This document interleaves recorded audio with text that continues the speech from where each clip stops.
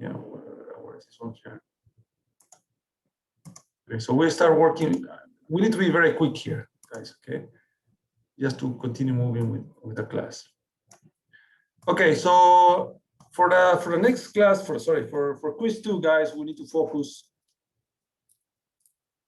We will need to focus basically on the IOUs. Remember this type of mortgages. So you're going to be using Excel, please. Okay, so you need to be able to do that. We're going to do one exercise about that. We're going to do also discounts. Hopefully you understand how to do that. What else have we done, guys? Oh, net present value was already there.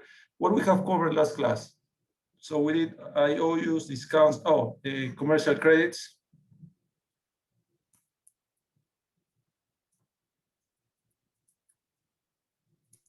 What about nominal real term inflation? Oh, of course, and inflation. And inflation. Yes, these are the 4 topics for the second quiz. Okay, so let's quickly develop a couple of exercises, or one exercise of each that is going to be a representative one. So imagine, guys, that you want to have a loan of 250,000. You need to work this in Excel. Okay. Imagine that the interest rate per year, so this is per year, equals 5%. Okay, so this is annual rate. Assume that you want to have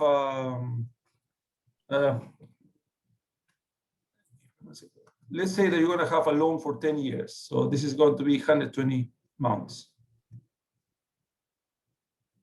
Okay. No. You know what? Let's do something very simple, very small, so we can understand how this works. No, that's okay. Excel is okay. Okay, 120 months. So this is 1. Okay, so I want you to build a complete payment schedule, etc., etc., etc. Very quickly, please. You can start on this.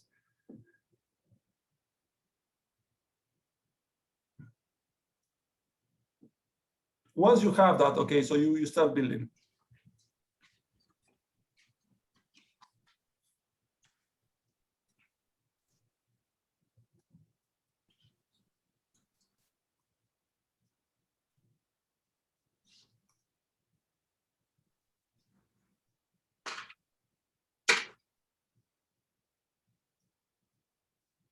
So we start, okay, we continue with 1A.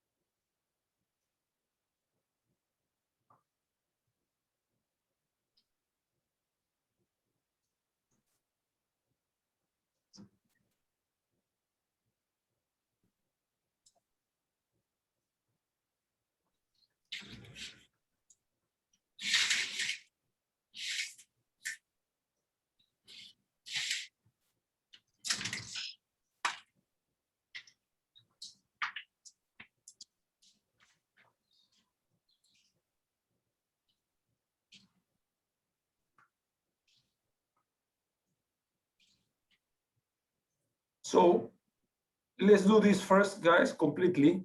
Okay. Yeah, of course. So let's see here a fee.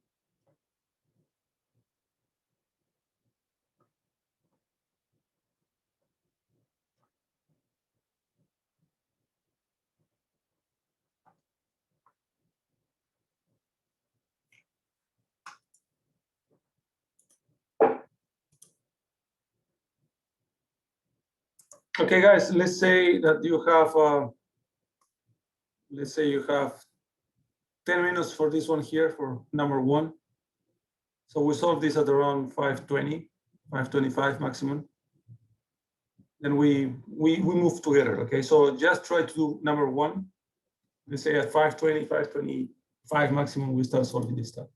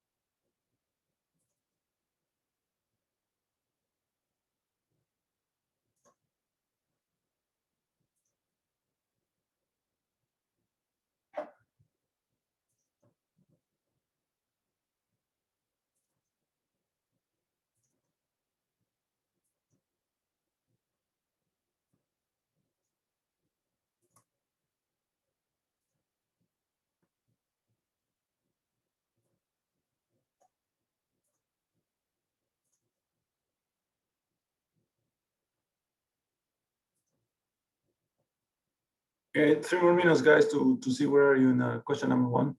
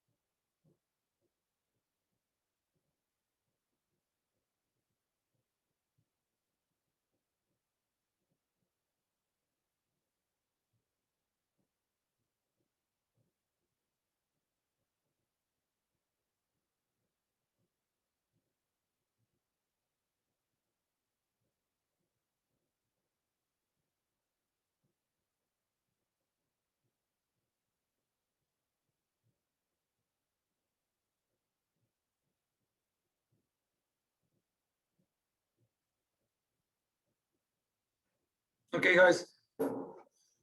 So let's see where are you in this part here. Okay, you need to be very efficient, guys, because remember you are going to have something similar to this one here. Not too long. Okay, it should be much smaller, but the idea is going to be exactly the same. So let me share my.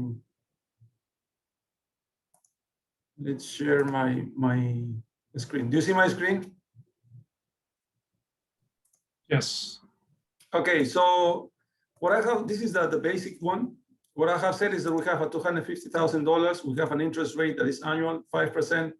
I want 120 months to pay back. I compute my interest rate. Remember, it's the compounded interest rate. Is 1.05 to the power 1/12 minus 1.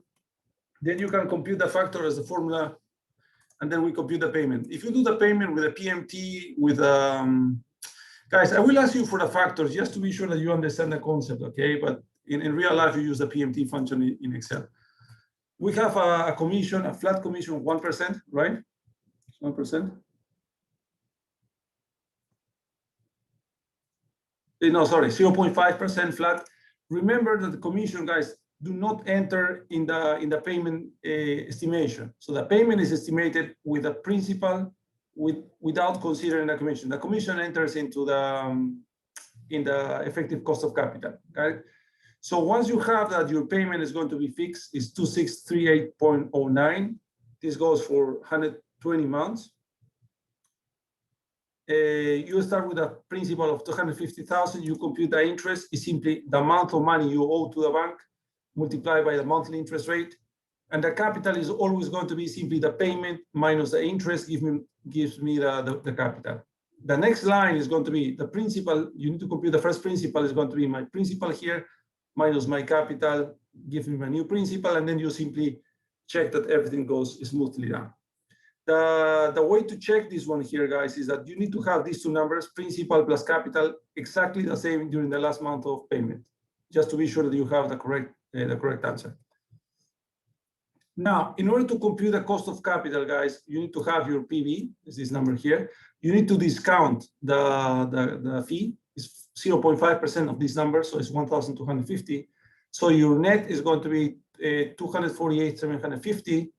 You create your cash flow. So indeed, it's like as if you are receiving 248,750 and you're going to make payments of 2,638.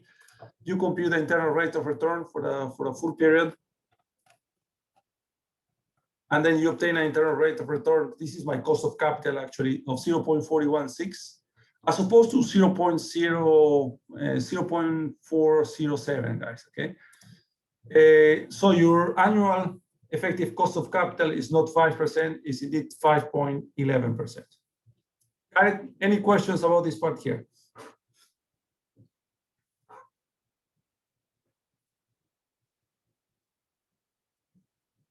Guys, do you have questions here?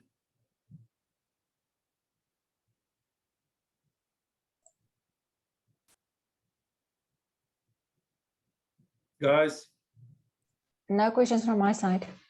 Perfect. Okay, so let's do the other one. So what I will do is I will copy this one into a new tab. And then I said here, wait a second, what is what I asked? Give me one second, I took a picture.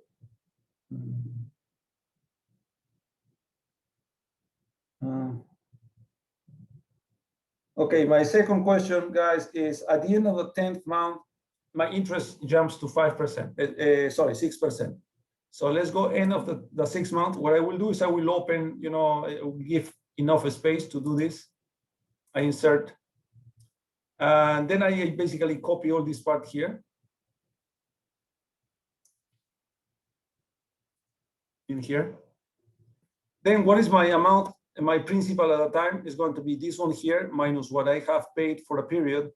So the principal that I owe is going to be this amount of money.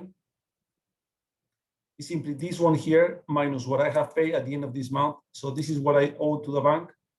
My new interest rate now is going to be 6%. I will have 110 months to pay because I already paid 10. Remember, the original was 120. And then I compute this one, and you can see, guys, because my interest rate goes from 5 to 6, my payment goes from 2,636 to 2,746.58. Make sense? And then you start building up again your cash flow. Okay, so now I need to be sure that this number here, that this number here equals this new PV. What is this? This is the interest. My interest is going to be this one here. Be careful here, guys, that my interest now, my monthly interest rate is going to be this one. And this one here is going to be this one here. I need to F4, basically dollar, to be sure that everything is correct. And then we can copy all this part here. And then we go to the end of the month, to the end of the 120 months, and then I have exactly my amount. Make sense? So what I will do now in order to compute my opportunity cost, okay, so this is the same, it's 250,000 minus my flat. This is my net. The only thing that I need to do, guys, is I need to join. Basically, there is not going to be any more alignment here. You simply align this with this. Let me see if we're okay. Yes. And then what you do is you compute the internal rate of return. Let me see if we are correct here. Yes. And then this is going to be, guys, your internal rate of return, that in this case is called effective cost of capital, that annualized now is 5.94. Okay. This jumped from 5.11, I think, to 5.94 because there is an increase on interest rates after the 10th period.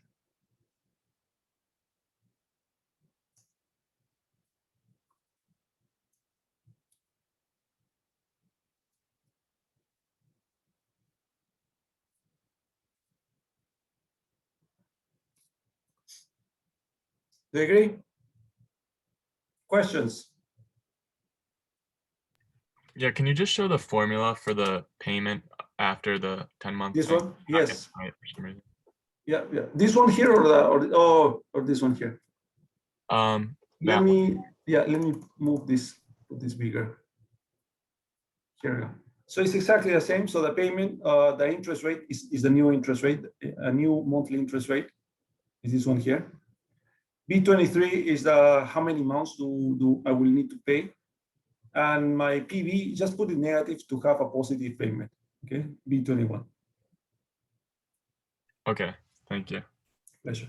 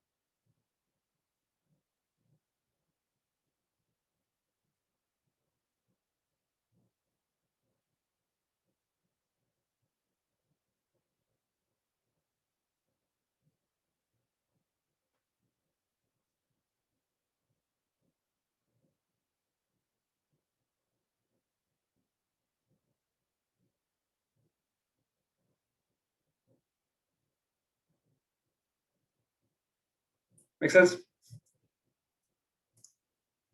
So I will continue with this example. I will copy all this one here into another page here. Oh, sorry, I need to open this one here.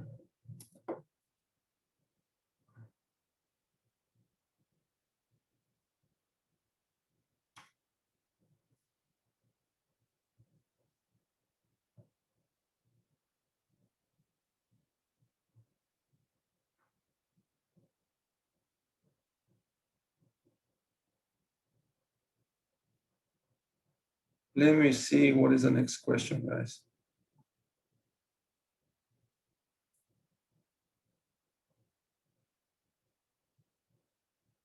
Okay, so next question is, at the end of the 36th month, I pay back $50,000. Okay, so if I continue with this example here, I need to go to the 36th month here at the end. We simply, let's do a space like that. We create another space. Okay, and then we copy all this part here.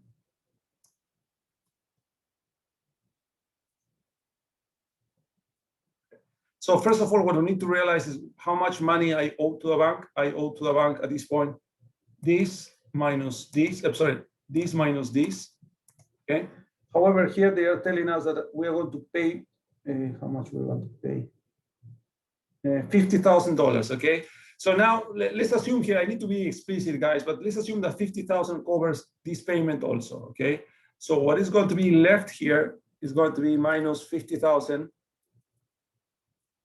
minus what I need to pay, minus this payment here. Okay, I need to be explicit on that, guys. So I was not explicit, but let's assume that I have 50,000 to cover everything. So I have my 50,000. I first pay my payment, and then what is left is used for reducing my debt, my PV. right? So I could continue with my 6%, nothing changes there. How many months do I have? So I have now is 120 minus 36. How much is that? 120 minus 36, 84. Okay. So what this is question number A. Okay. So I will keep the same number of months. Of course, if my principal has decreased significantly, what is going to happen is that my new payment is going to decrease significantly also. Make sense to you guys? Prof, just a question. Is Yes. this one on the basis that of the previous question where the payment changed? Yes. You know, in the quiz, guys, I will tell you guys, continue with example 1A. Okay, we do this stuff. Okay. Yes, I'm starting from this one here, and then I do another thing here, etc. Yes, I'll continue from here. Okay. So let me delete this part here. Prof, is the N 84 or 74? So it is, let me see. So should be, I have 120 months and I have already paid 36, right? Oh, okay. Sorry, I had 110. I see why you have the 84. It's fine. Thanks. Perfect. Yep. So here, guys, this is the first option, guys. When you do a down payment, so you know, a down payment, yes. So to reduce your principal, you have two options. One of them is you keep the same number of months, you know, up to 120. And of course, this it decreases your interest rate. So, sorry, your payments. So let's do this again. I need to be sure that this one here is not B24. It's going to be, oopsie. It's going to be this here. This one here is okay. This one here is going to be my payment.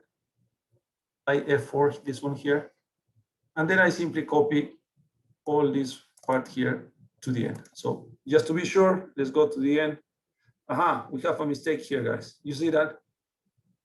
And why is that? Because my principal has not been updated. So remember, the first thing you need to do is your principal. This one here should be this new principal. And now let's take a look. Yes. So now we are okay. So I have 2049 at the end, 2049 at the end, etc. Okay. In order to compute your cost of capital, you again join this one here. Nothing happens here. And that's correct. So let me see if we have all here. Perfect. And then we have this one here. Now, of course, this number here, guys, is misleading. It's not a misleading number, but it jumped from 5 something to 1.84. So can you see the power of down payment, guys? This is because you have down paid something here, that you basically jump from 5.94, guys. You jump to 1.84. Okay, so hopefully I have done the math here correct. This is correct. This is correct. Correct. I have this one. I have this one, and then I have 2059 to the 120 months. Yes, perfect. Okay. So questions, guys.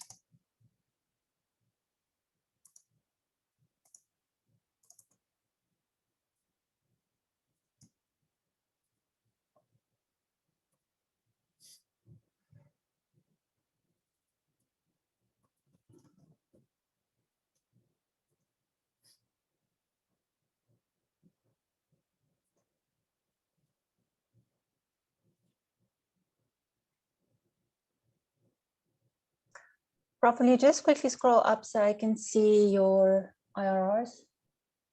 You want to see which one? Tell me. The IRRs, right? Oh, yeah. Here we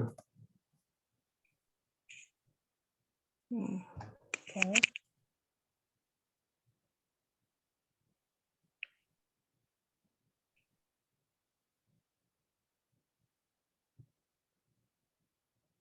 Okay, remember this cost of capital considers a 50,000 down payment, so you need to be cautious of that. Will you please just scroll down to period 37? 37. Here we go.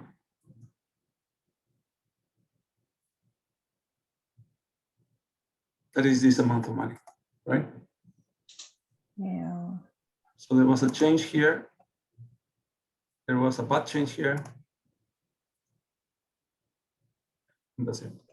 Yeah, I don't have that 2,000 down payment. I don't know why. Where? Sorry, you don't have the what? That 2059.87, I don't have that down payment, but I notice it's the interest rate that changed as well. Oh, perhaps I haven't done anything. It's from the Yes. previous question. Yes, So yes, we have yes. to put that in. Okay, perfect. Right. Yeah. Okay. Okay. Perfect. Other questions, guys? Can you scroll back up again for 1 second, please? Yes, of course. Thank you. Where do you want me to be here? I'm just double checking that I started it right. Yeah. Yeah. Thank you.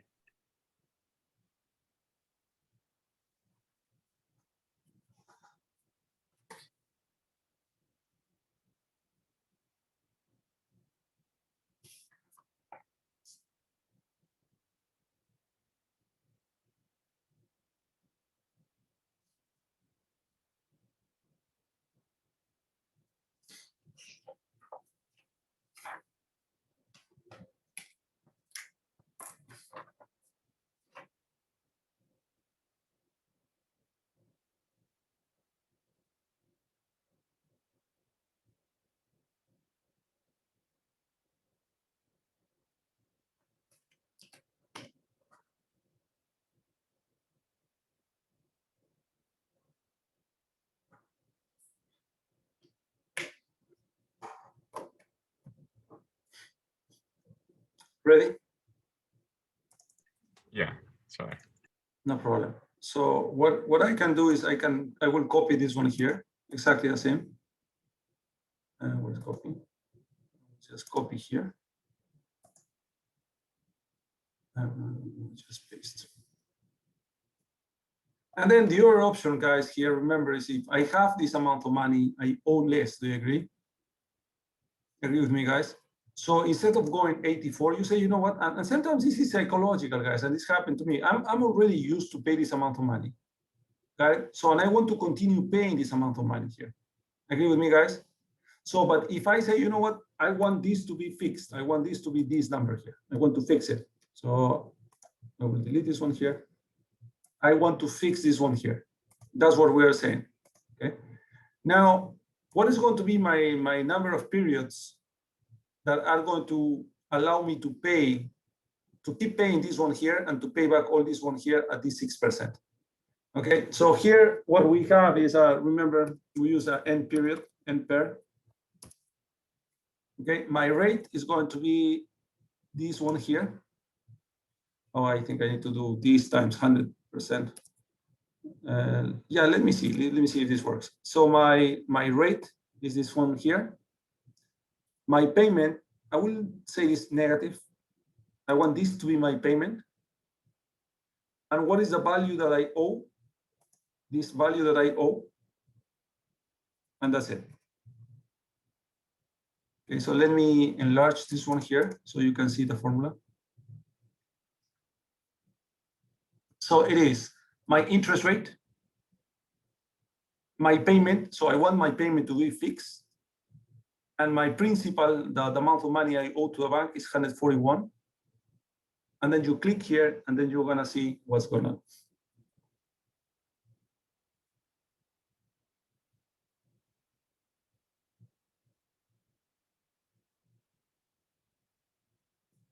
Everyone is with me?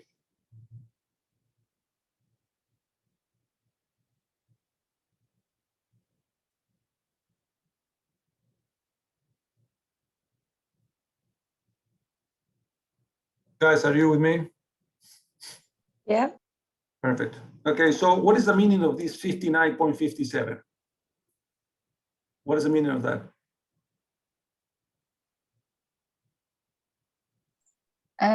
Prof, is it 59 months and then 75% of 1 month. 1 month? Yeah. Completely right. So what we need to do, 57%, sorry. Yes, 57%. That's correct. So basically, it means, guys, that instead of going 84, instead of waiting for 84 months, sorry. Well, instead of waiting for 84 months, you're going to finish paying your debt in 59 months and 59.57 months. Okay. But remember, we need to convert, we need to transform this one into months. So this is going to be equal to this number minus 59. So this is the 0.57 times 30. So this is equal, and then we round this one. So this is not a big deal. Yeah, 17 days. So basically, I will finish my loan in 59 months and 17 days. Got it? So what I will do is I will just copy here 1, 2. I want to see where is 59 months. So we should stop somewhere 59, 59, 59, 59 here. You see, up to here we pay everything. So now what I will do is I will create here. Let me do this. Yeah, perfect.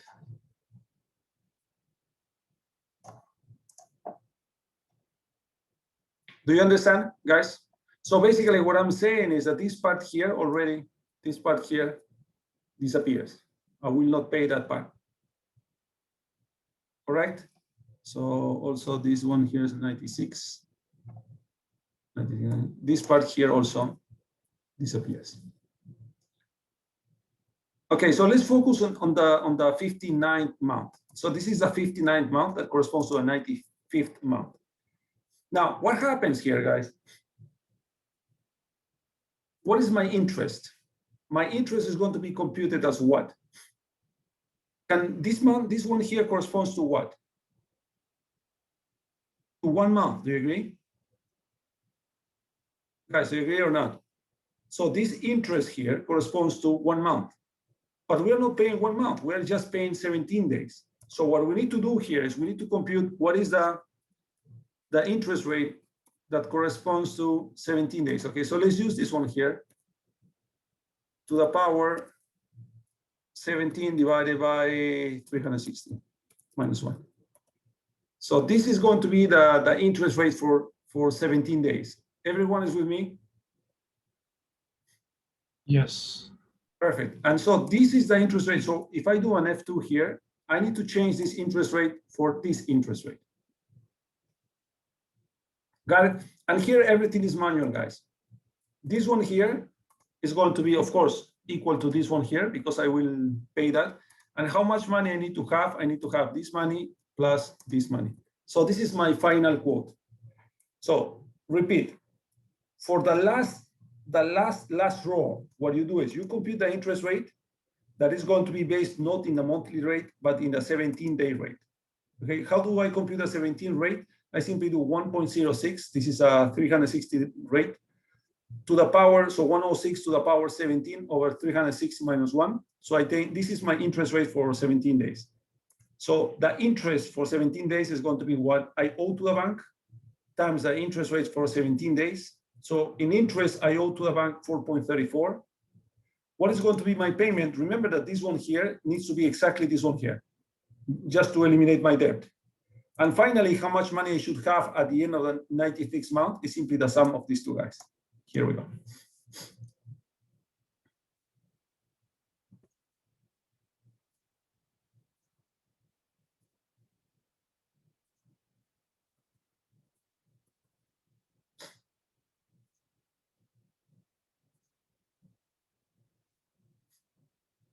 Now, if you want to compute, if you want to compute the internal rate of return,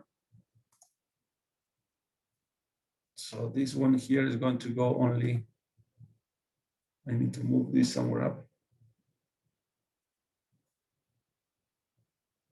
Here. And then you can see, guys, of course, your cost of capital decreases even more because you're paying more. You're paying principal more, faster. Okay, questions? Yeah, I do have a question, Prof. Yes, go ahead, please. There, right at the bottom where you manually changed your interest Yes, the last rate. one. Yeah. I just here. want to know, in the capital there, 1574, Yes. is there a calculation? No. You No, just no, no. Entered. Yeah, This you is just entered that. this one here, exactly. Mm. You know that And at also the in end, the payment. and the yeah. payment, and the payment also, the payment is simply the Yeah. sum of these two guys. Oh, right. Thanks. So basically, the last one is simply adjusting everything. Okay. It's manual Thanks. adjustment. Pleasure. Okay. Thank you.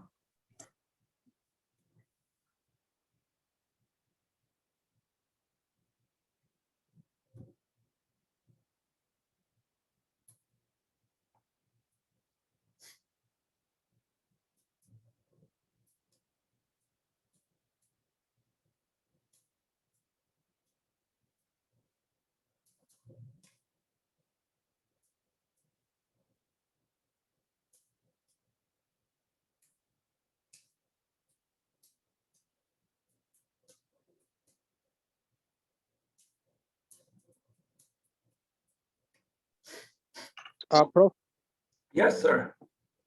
So can you please show me again the formula for the 17 days interest? Yes, of course. Remember, there is no magic here. It's the formulas that we have been using always. Take a look. I have computed my 17 days, so I know that this rate is annual. Do you agree? So it's Yeah. 106 to the power 17 over 360 minus 1. Do you remember the time transformations that we have been working before? This is exactly that.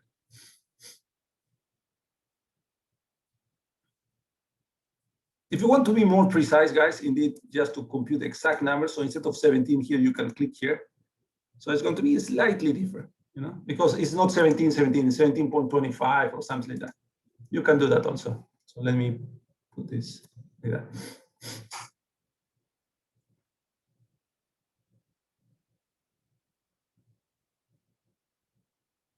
You agree, guys?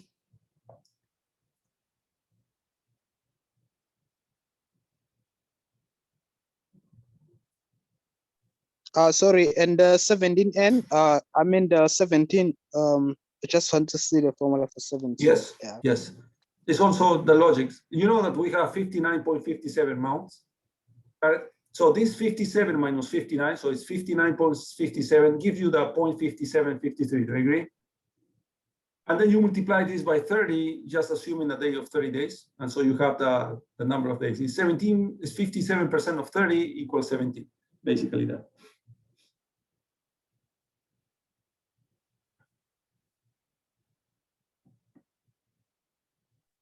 Thank you. Pleasure. Okay, guys, questions? So we can move.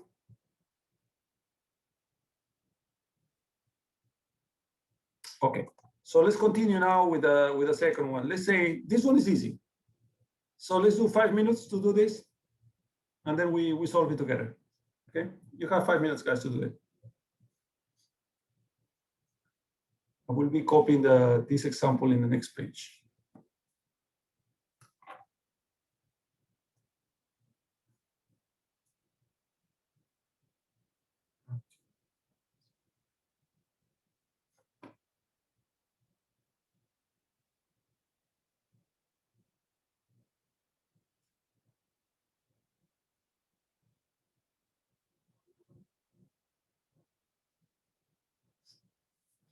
Give me 1 second, guys. Please, 5 minutes, and then we continue.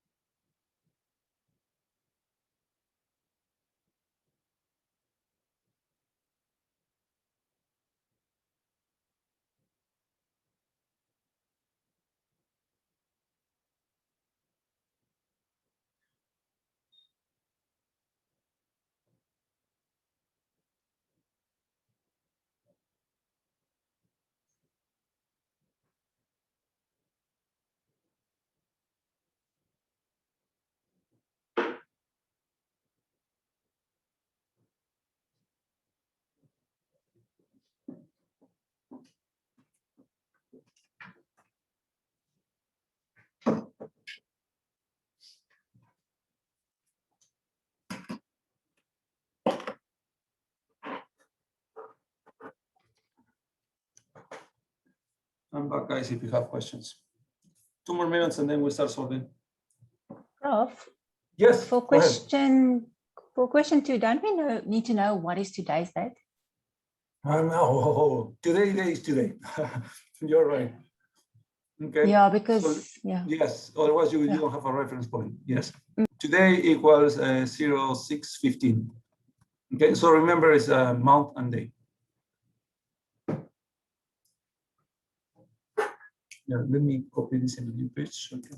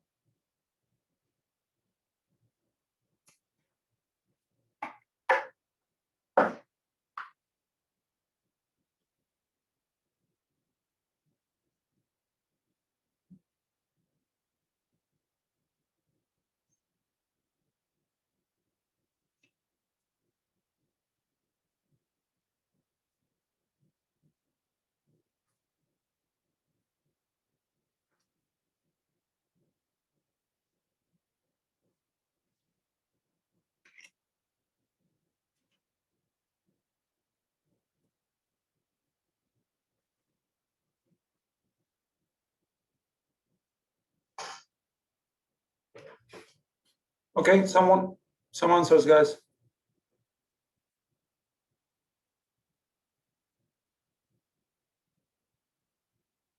Someone? 2 more minutes and then we solve it. Okay, we need to continue, guys.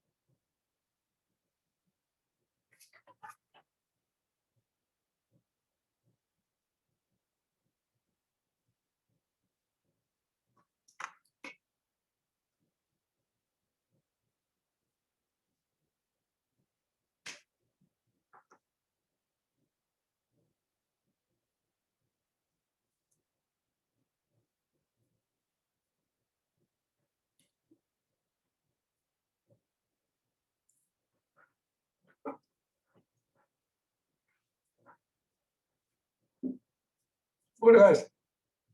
discounting is discounting. Do you agree? I'm being redundant. But basically, discounting means simply move this money from the future to the present, correct? That's what I try to do. So, and if I do that, this P, the money I will receive here, is simply my $150,000 divided by my rate that I know. But I know that this rate corresponds to 30 days. And how many days do I need to have here? So that's the first question.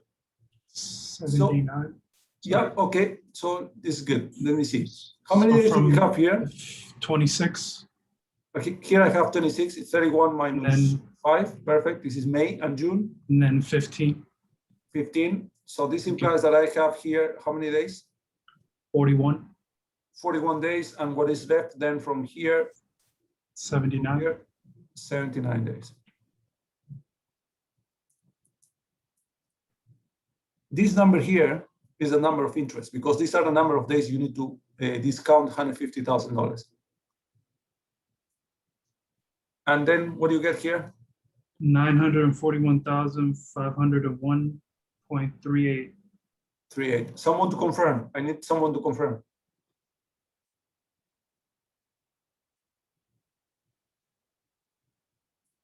Guys, I need someone to confirm.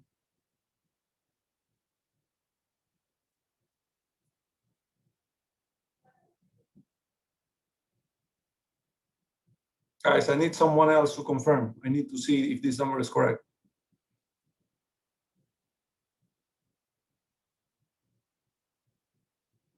Come on, guys. Someone there? I'm talking alone with a couple of guys. Prof, I get 142,378. 940. No, 142. Yeah, you're right, because this is 150. Yeah. Yeah, so remember, cannot be 941. Remember that. You're right. I get the same. Okay, Yeah, I so, got this. yeah, so 100, can you repeat that number, please? 142,378.41. 41, perfect. Confirm, right? Someone has confirmed this number? Yes. Perfect. Okay, so what is that? The bank discount. So the bank discount, guys, if you just want to do the, from here, it's $150,000 minus this number here. So it's basically what the bank keeps for themselves. So what is this number?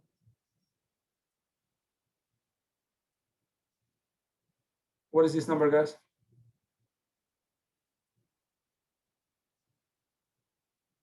I got 7,620.1686. Yeah, 2 decimals, 17, okay? Someone to confirm? Yes. Yes, perfect. Okay, so the other one is more for, I will compute D, okay?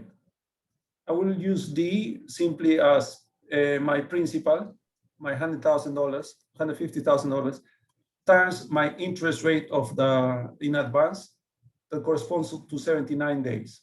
Okay, so the first thing I need to compute is this one here.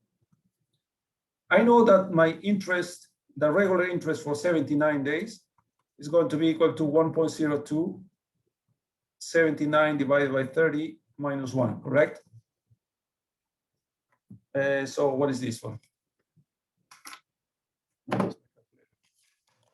And you check if I'm doing this correct. It's going to be 1.02 to the power 79 over 30 minus 1. So this number here equals 0.05353, okay? If I know that this is my IV, I know that IA for 79 periods is going to be equal to IV 79 divided by 1 plus IV 79.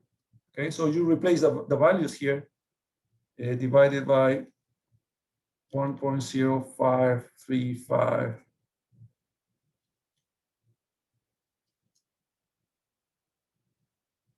So I obtain here, hopefully, guys, you verify this one here, 0508 10,596. Okay, just full calculator.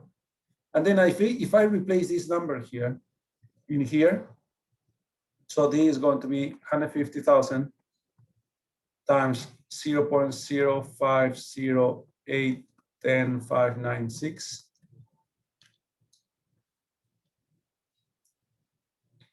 Yeah, you know, rounding errors, 7621.59. Okay, so they are very close to each other. Do you see this, guys? So this is another way of computing the discount.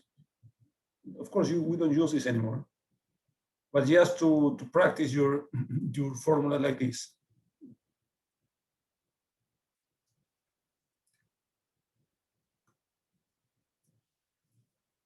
Questions? Sorry, Prof. I wanted to ask something. I'm Yes. a bit lost. So I Yes. wanted to ask, how did you get to the number of days, the 26, 15, and 79? Oh, yes. So count. Remember that here, what you need to do is you need to count. May, how many days do we have in May? 31. Do you agree? June, how many days do we have? Real days, 30 days. Correct? So if we start 5 of May, so I subtract this -5. So how many days have passed in May? 26. And I'm in May 15. So how many days in May?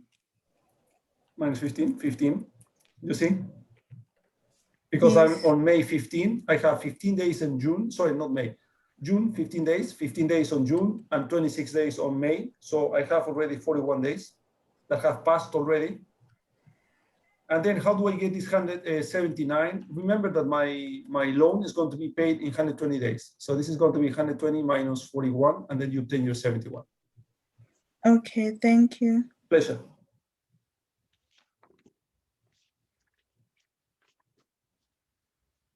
Let's see here. And Professor, I was going to say for the quiz, same approach. Yeah.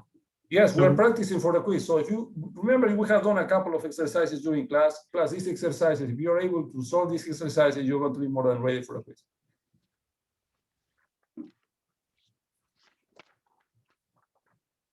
No surprises, guys. If you know the basics, if you really understand what we're doing here, everything else is going to be extremely simple.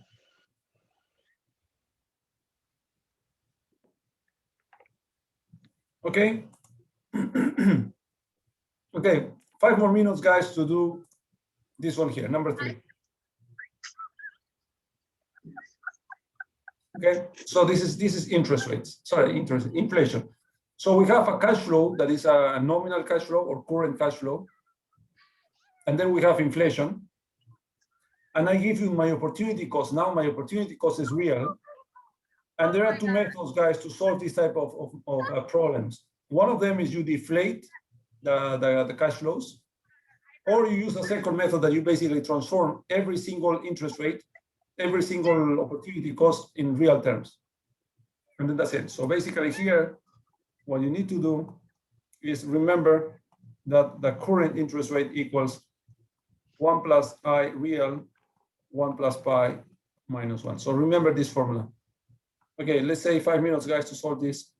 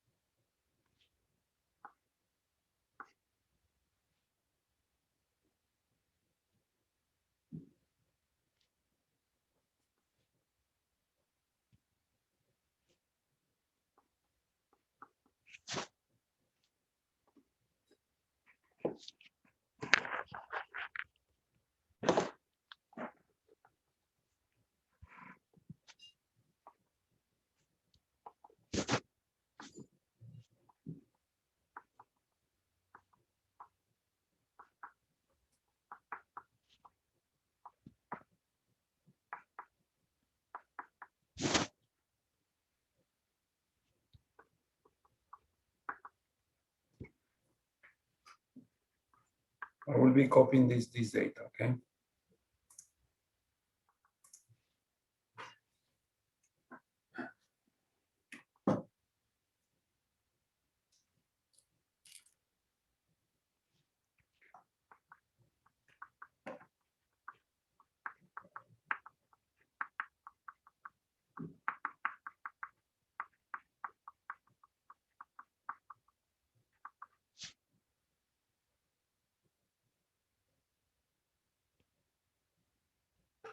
So I have.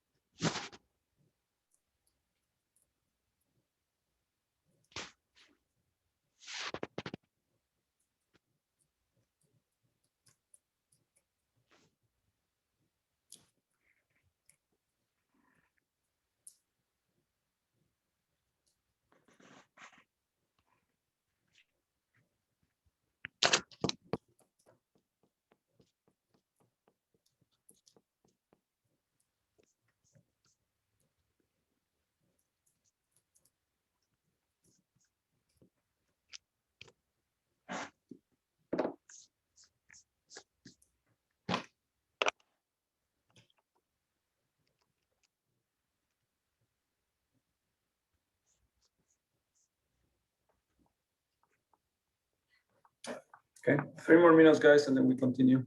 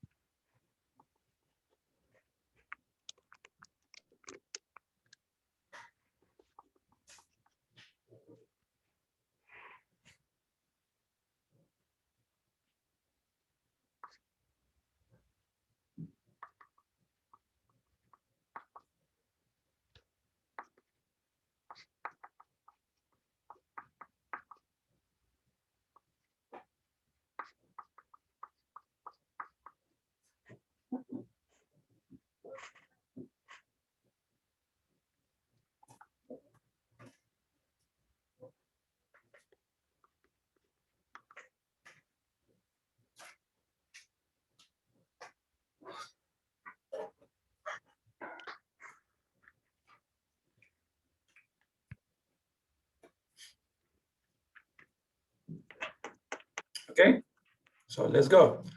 So remember, guys, that deflating means simply that we transform these cash flows that are current into real cash flows. And how do we do that? We simply use the discount, sorry, the inflation rate here, right? So what we do is, okay, my $1,000 continue being my $1,000 because they are present time.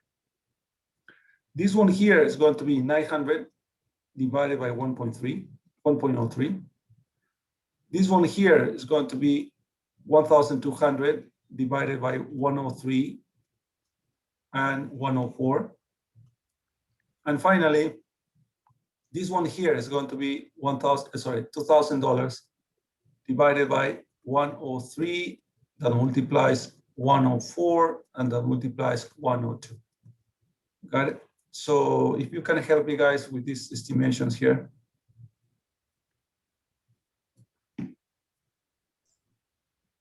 I have 873. The Okay. points 873.79 rounded off. Yeah. Yeah, perfect. This one. 1213. 1, 2, 1. No, cannot be larger than I 1,200. got 1,120. Okay, wait, please. 1,120 point. 0.2388. Yeah, 0.24, let's say. Okay. Perfect. And this one here is going to be equal to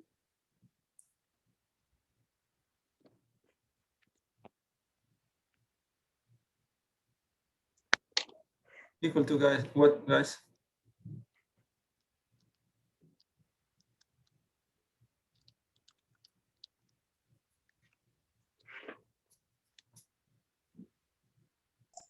I have that one as 1830.46. Okay, 0.46. Someone to confirm? I got the same thing. Excellent. Okay, once we have this one here, guys, remember now you have all this cash flow here is in real terms. Correct? And as soon as my opportunity cost is in real terms, we simply compute as usual. So now my net present value, real, it's going to be as usual. It's going to be minus 1,000 plus 873.79 discounted by 105 plus 1,120.24 divided by 105 squared and plus 1,830.46 divided by 105 cube. So your net present value real is going to be equal to what?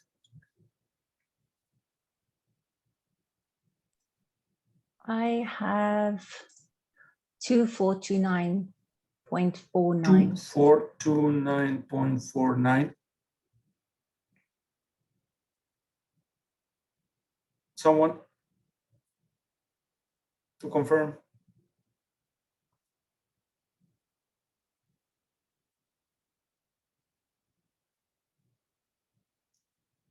Guys, I want to confirm.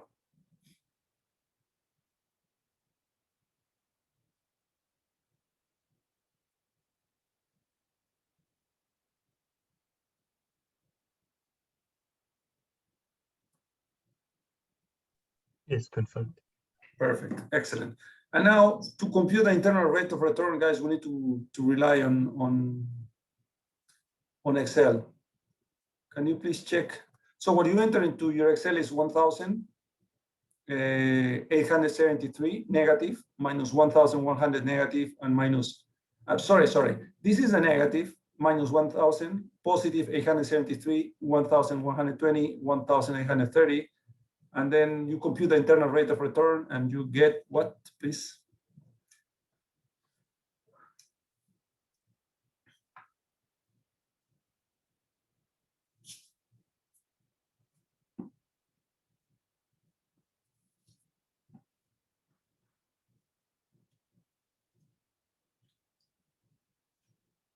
I get 94%. 94%. That's very high. Yeah, it can be. Yes, can be because it's very, I've exaggerated on the number. Make sense, guys? Someone to confirm? Yes, Is confirmed. 94 sharp or 93 something? 93.9. Oh yeah, oh wow. Okay, so 93.9. Let's just to be.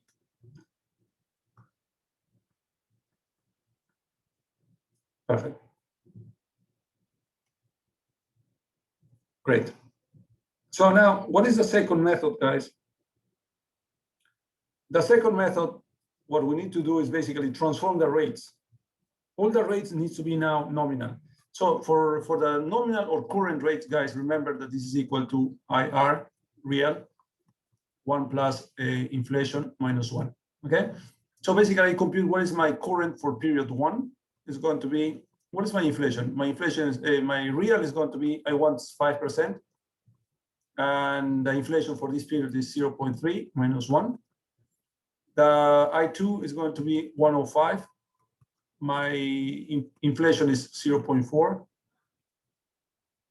And my I3 is going to be inflation, sorry, my real opportunity cost 105, and my inflation 102 minus 1. So help me with the first two, I will be computing the third, okay? First one is 0.0815. Point Second one is 08, wait, 0815, 15. yeah. Second one is 0.092. 92, this one, 0.071. 0.071, perfect. Do you agree? Basically 8.15, 9.2, and 7.9. Now, what we use here, guys, as soon as this is these are current terms, so I can use my regular cash flow, the cash flow that I have here, 1,000, 900, 1,200, and 2,000. Okay, so here I compute my net present value current is going to simply be minus 1,000 plus 900 divided by 1.0815. This one here, plus 1,200, 10815, that multiplies 1092. Finally, plus $2,000 divided by 1.0815,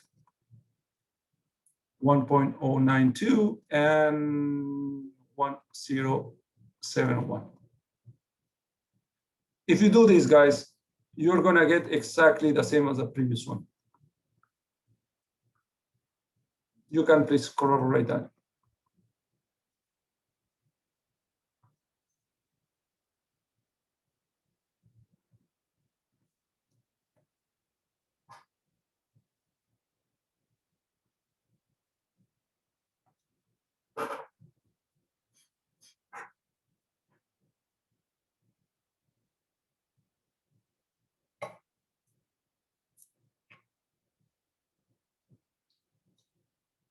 Perfect. Now, if you do the internal rate of return, current. Now you use Excel here, guys. However, you need to be very careful because the formula of IRR doesn't work anymore.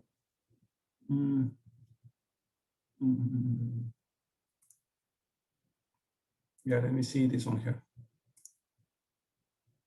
So what I have done here, guys, I have computed, these are the numbers that you have provided me. This is my cash flow. This is my internal rate of return, my net present value. I cannot also use the NPV here, guys. The NPV formula doesn't work. So I need to write all my formula because my interest rates are different, okay? NPV works if and only if the interest rate per period is the same. In this case, I need to create my formula by hand. And the same happens in, well, in this one here. Let me move this bigger. You see, it's B29, my 1,000, plus 900 divided by 125, B25, that is 8.15, etc. And internal rate of return that one is the formula, the common formula. And I get 100% internal rate of return. Okay, do you understand? So just pay attention here, guys, that this one here, the net present value needs to be created by using formulas, okay? You cannot use the NPV command function on Excel. Good, questions? Yeah, could you show the formula one more time for this? Yes, Thank perfect. you. Take a look. It is what we have done by hand. It is exactly the same. Take a look to that.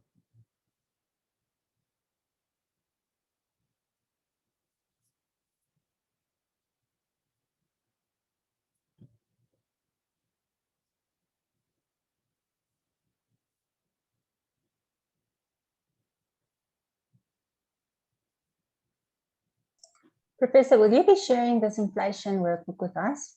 You haven't. I haven't sent this to you. Ooh, yes, I will need to do that. Yes, I will do that. Okay. remember, I always give you this in a, I will create a bubble here. So you need to do this by yourself too, okay? So you need to Yes, replicate yes. this. Yes, I will do that. Yeah, completely forgot. I will do this, not today, perhaps tomorrow for sure, okay? And this is what's going to be part of the test as well. This Thursday. one here, yes. Yes, Yes. this is going to be part of the test, but Excel, no Excel for this part. The only part that is going to have Excel is going to be the part of the mortgage IOUs. Okay. Okay. Your part is going to be by hand. So basically you need to do what I've done. Of course, the only part that you can use Excel for this one is to compute the internal rate of return. Okay.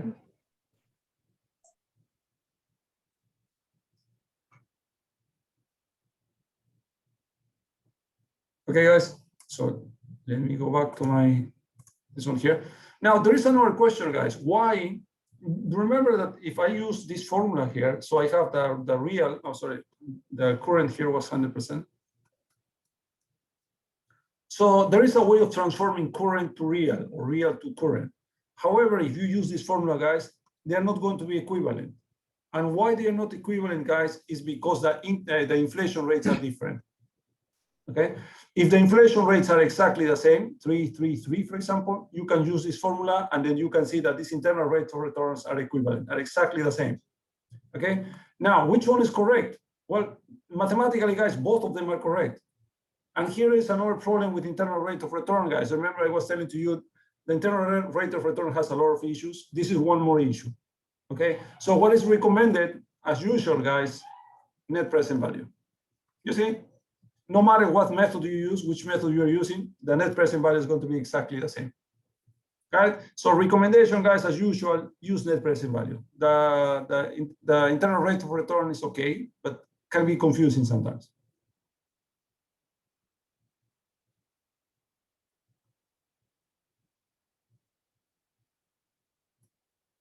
Okay, last question. Let's say 5 minutes, please.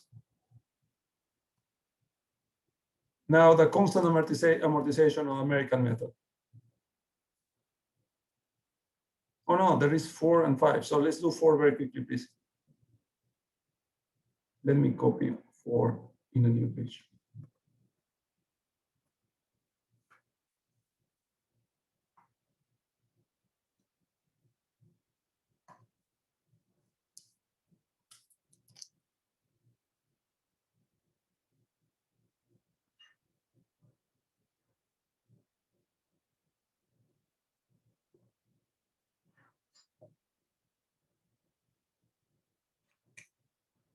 So I have constant amortization.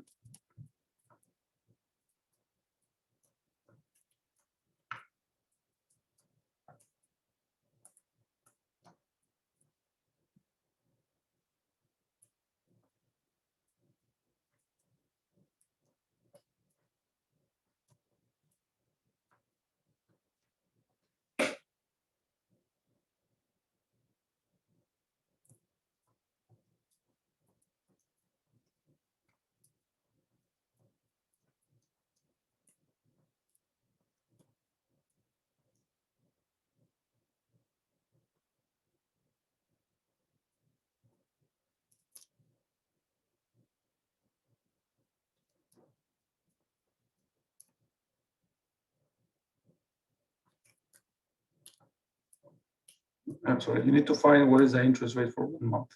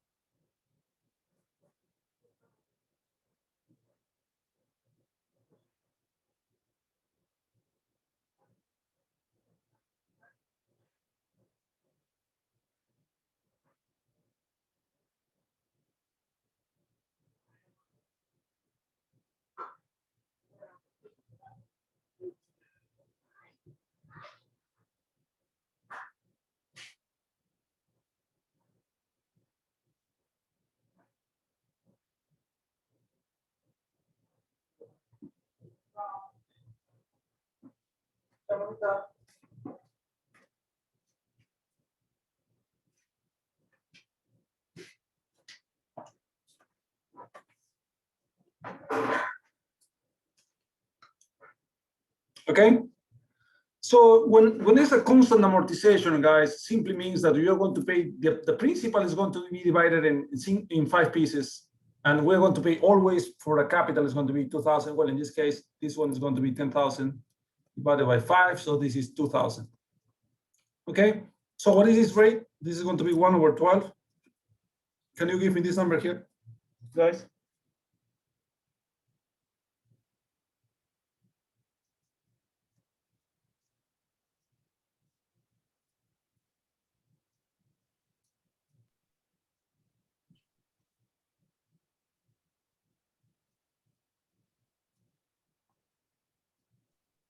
Yeah. Sorry. 0.09. Sorry. The payment, guys, I cannot, this is not a payment.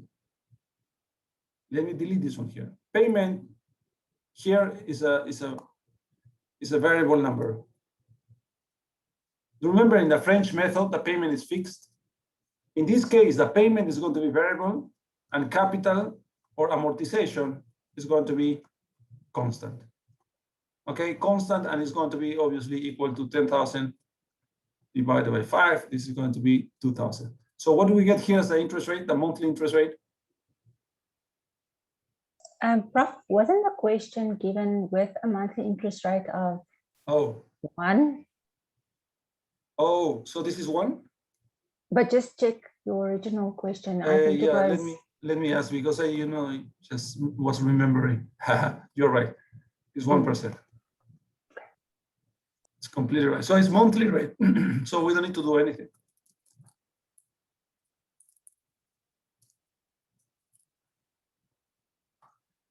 So my interest rate 1 month equals 1%. So it's piece of cake, right? Okay, so here my principal, again, I start at $10,000, and my capital is always going to be 2,000. 2,000, 2,000, 2,000, 2,000, and 2,000. Make sense? And then, of course, my interest is always respect to this one here. So 10,000 times 1% is 100. Do you agree with me, guys? 1% of 10,000 is 100. So what is my payment? My payment is going to be 2,100. This one here is going to be reduced in terms of 2,000. So this is going to be 6,000. Is going to be, oopsie, I'm doing this correct. 1, 2, 3, 4, 5. Yeah, 4,000 and 2,000. As usual, this one here equals this one here. Then it's going to be 80. This is going to be 60. This is going to be 40. This is going to be 20. And this one is going to be 2,080, 2,060, 2,040, and 2,020. You see?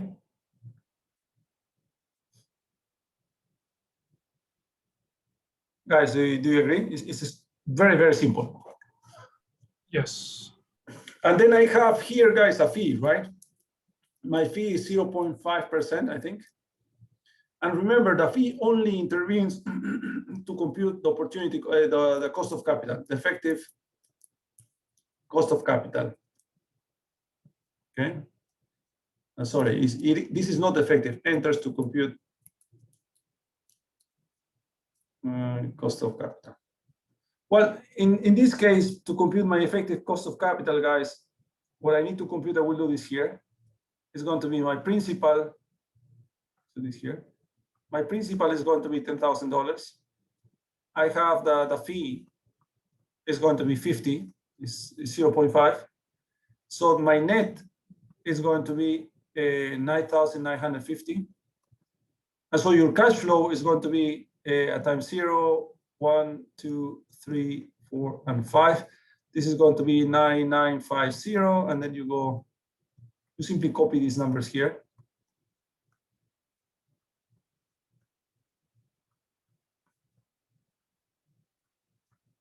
Sorry, this is positive, these are going to be negatives. And then you compute your internal rate of return, and then you obtain the internal rate of return. And that's it. Make sense? So this one here enters in here. For the estimation of the payment, the capital, etc., this is not used at all.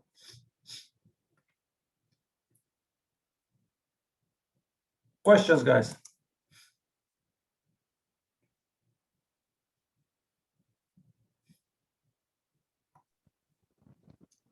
Prof. Yes, go ahead. So in the like so for example in a quiz, so do we do this like in writings or do we do this on the Excel? No. This is going to be, I will do for the Excel, even for Excel is going to be very small. It's not going to be 120. It's going to be perhaps 5 or 6 months. You need to write in the exam, you need to write this. You do this in Excel, but you need to copy this in the paper, guys. Okay. Make sense? Okay. That's why, but have you realized, guys, if you can do with 5 months, you can do with 100, 120, 300 weeks, months, it doesn't matter. If you know the small, you can do the large ones. Make sense to you guys? So what I'm trying to understand from you is if you are able to handle this type of problems that are really interesting and really useful for your life also, guys.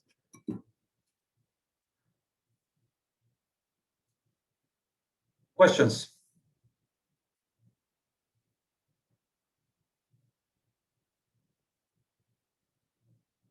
No questions? Okay, so we continue with the class then. Now, guys, what we are going to start working with today is exchange rates. Prof, we still have the last question. Oh, I have one more question. Oopsie. Yeah. So let me check which question is that. Oh, yeah. Yeah, we can solve this one here. So what we are saying here, guys, that the simple question is, what is my market price? What is the market price? Who can define market price?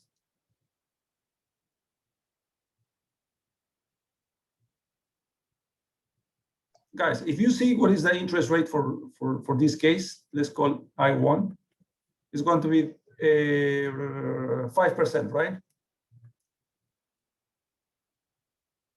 And what is the interest rate for this case here? Is 1%. Agree with me or not? Am I right or not? 8 divided by 100 is 1%, yes. Agree with me or not, guys? Yes. Yes. So the question here always, and this is a very kind of a stupid trick, guys, but the people always fails on this one here. No, not the students, I mean, in real life. If you see someone that tells you, you know what, I will charge you only 1%, and another guy tells you, I will charge you 5%, which one do you select?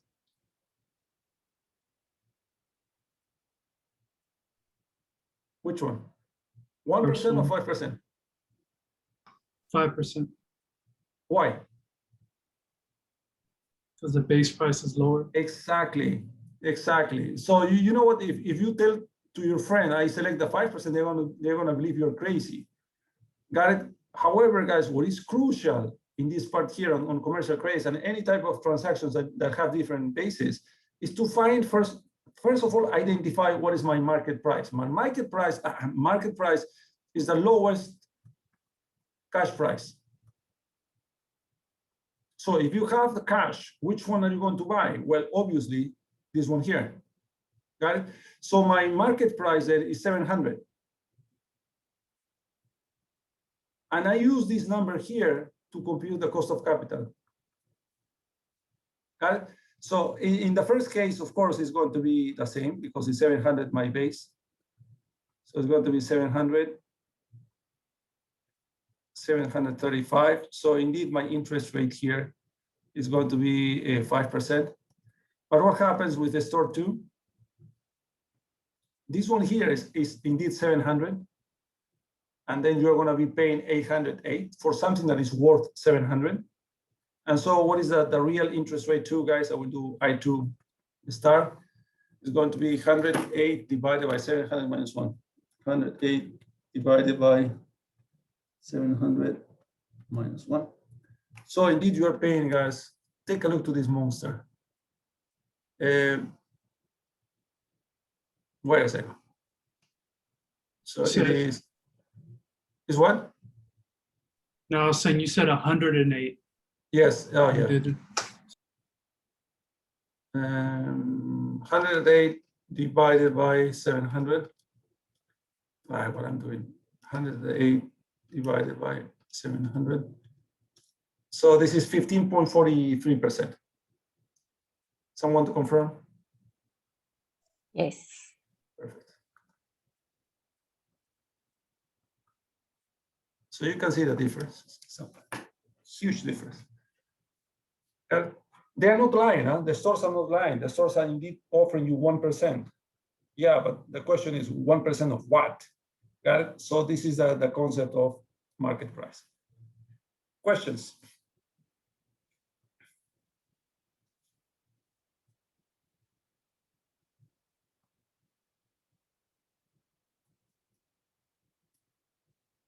Okay, so now I can start a new topic.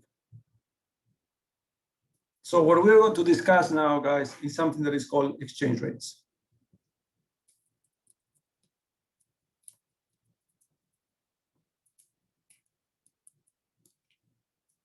Okay, and I will use the following exchange rate, guys. I will use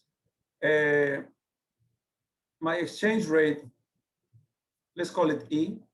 It's going to be dollars per euro. Okay, so this is going to be my local, and this is going to be my foreign. Okay, so for example, if you see an exchange rate equals to 1.3, what is the meaning of that?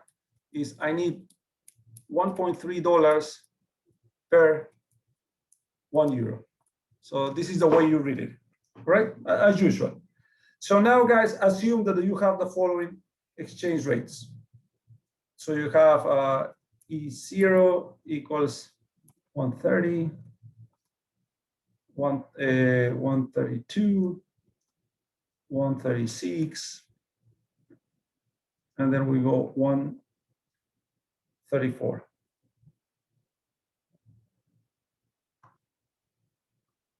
Oh.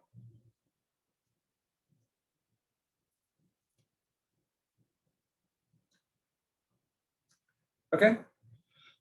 So the percentage change of exchange rate is called the depreciation rate. Okay. Now you can have a depreciation or you can have an appreciation. Okay, but the rate is going to be called depreciation. Okay, so it's called the depreciation rate. That can indeed be depreciation or appreciation. What is a depreciation, guys? Which currency gets strong?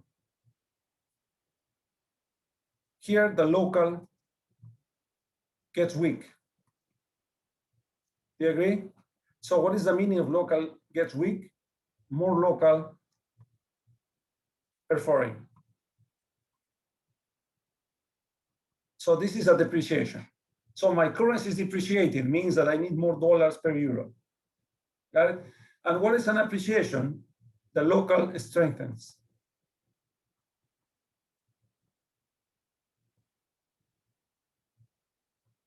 So this implies less local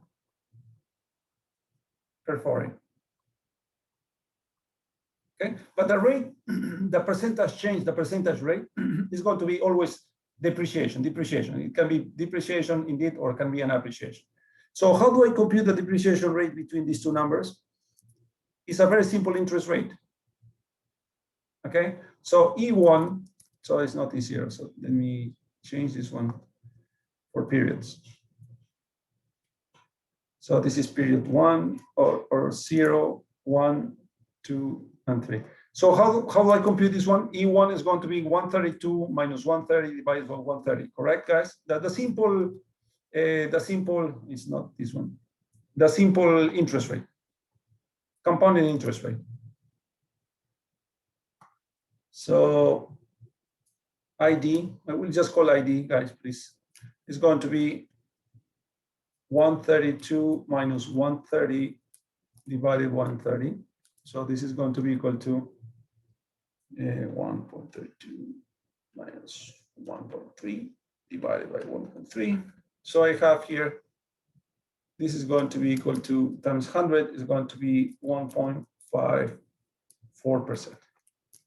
Right, so can you please tell me what is this number here? And tell me what is this number here? So let's call this ID period 2. What is ID period 3? So this is ID 1. So can you compute these numbers?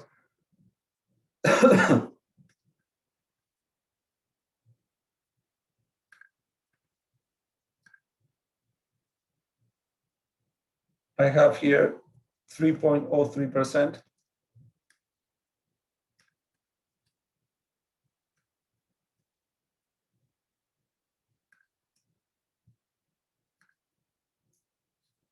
And I have minus 1.47%.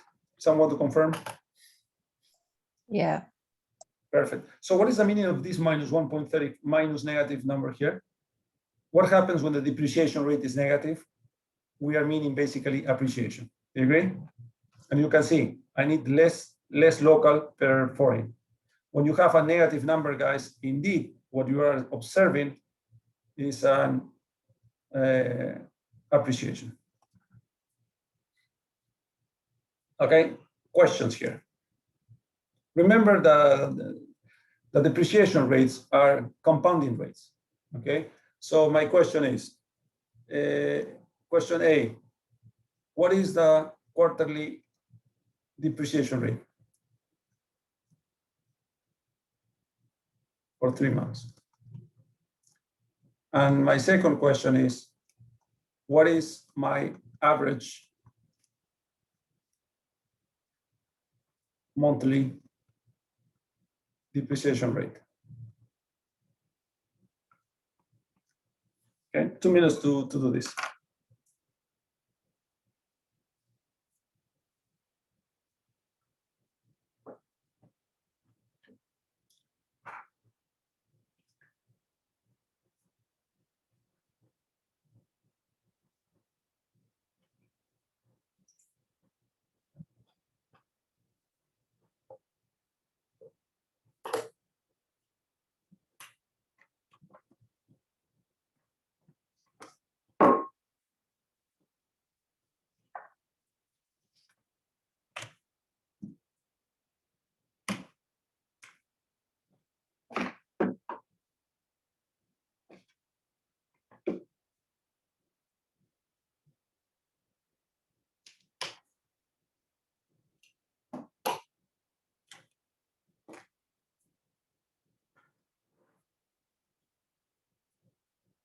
So how do you compute the ID3? So ID 3 months is simply how do you compounded interest rates? What you do is simply 1.0154 that multiplies 1.0303 that multiplies, this is going to be 1 minus this number here, 1 minus 0.0147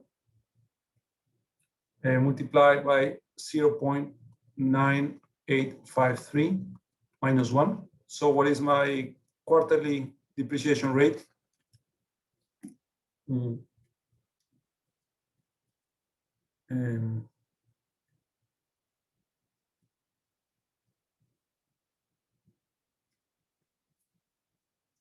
Prof, that last one, 0.9853, why is that? Yes, remember that always, remember that always, this is 1 plus 0.0303, right? This Oh, number? yes, of course. And it's negative. Exactly. This is 1 Oh, minus okay. 0.0147. Okay. So what I get here, I need your confirmation, please. 0.0308%. No percent. Number. Yes. Decimal. Excellent. Thank you. Okay, so basically 3.08%. So this is your, what is your quarterly depreciation rate? 3.08.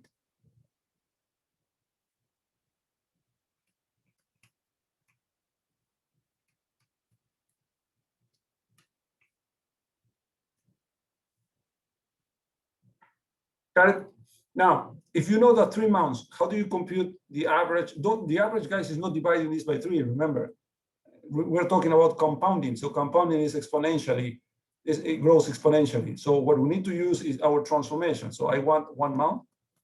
This is going to be equal to 1.0308 to the power something minus 1. So what goes up? 1, Down? 3. Perfect. Excellent. So what do we get here?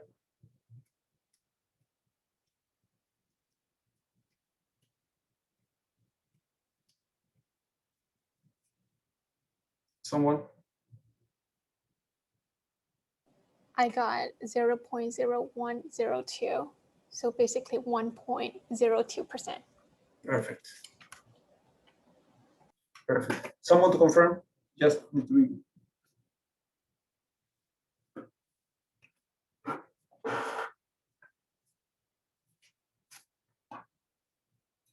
Do you agree? Someone to confirm, guys, so you can replicate this example. Yes. Excellent. Okay, so now let's take a look to why exchange rates are so important, okay? And let's do this by doing a very simple example, and you're gonna solve it. So just take a look to this example. Let me put some numbers here, and then you start solving. So imagine, guys, I am in USA, okay? So I'm an investor in USA. However, I get a loan, let's say of 1 million euros. So these are euros. I get a loan of 1 million euros. The interest rate in euros, let's assume that is equal to 6% per year, per period. Got it? And then, so you have only 2 periods. You have this period, and then you have this period. So let's assume period 0, 1, and 2. So let's assume that at time 0, the exchange rate was 1.30. At time 1, the exchange rate was 1.32, and you are here. Okay, so you are in this position here. And then in the future, guys, you make an estimation of what can be the exchange rate in time 2, and then your estimation has arrived to a point that is going to be equal to 1.37. So this is an estimated value, okay? So this is a forecasted value. So you have done your econometrics, and then you arrive to a number that, you know what, given on economical situation, you know, the strength of the European zone is recovering faster than USA, blah, blah, blah, blah, blah, etc. You arrive to this number, 1.37. Now, you are here, and then you are in USA, and then you find that in USA, guys, that you can get a loan, imagine at 8% per period. Okay, follow me just to understand the question. So you are here, okay, and then you have here the opportunity to go to an American bank, get a loan in dollars, change these dollars into euros, and pay the debt in euros. Okay, that's it. So you are here, and then you have the opportunity to use the American banking system that charges you 8% in dollars. And then you have the opportunity to receive dollars here, change into euros, and then pay the debt in euros. Okay, guys? Okay, let's say 3 minutes to solve this one here.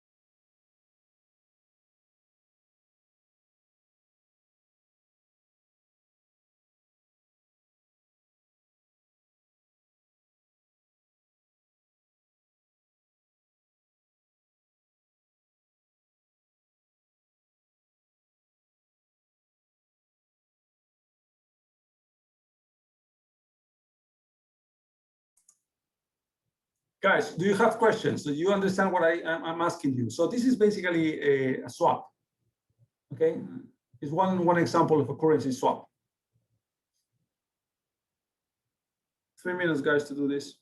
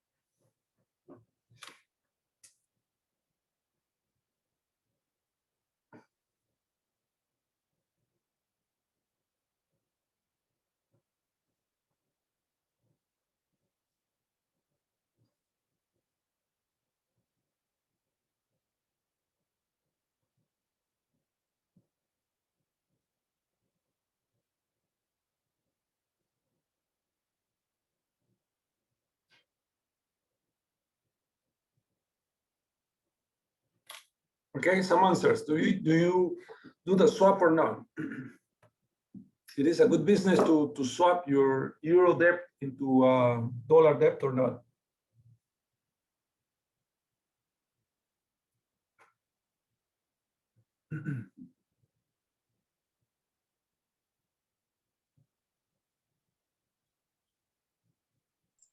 Yeah, I think so. Okay, good. So let's try to do it. Guys, it's pure logic. At this point, you need to understand that we're going to be using just logic, okay? So first of all, I need to know how much money I owe to the bank, the European bank here, right? So what I will do is I will transform this one here into, multiply this times 1.06. And so this is going to be in euros. €1,060,000, right?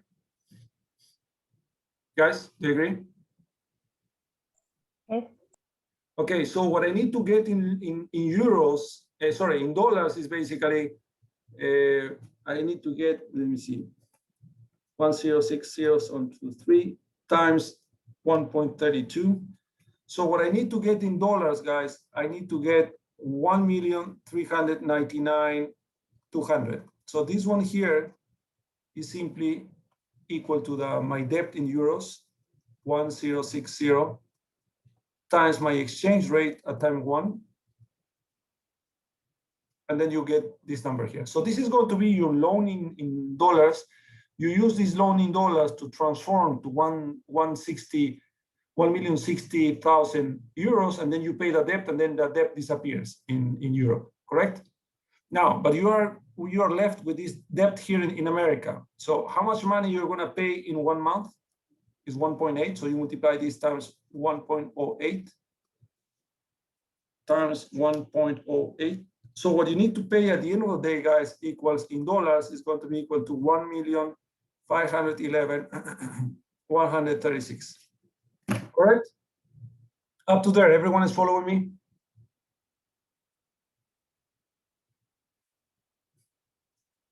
Yep, perfect.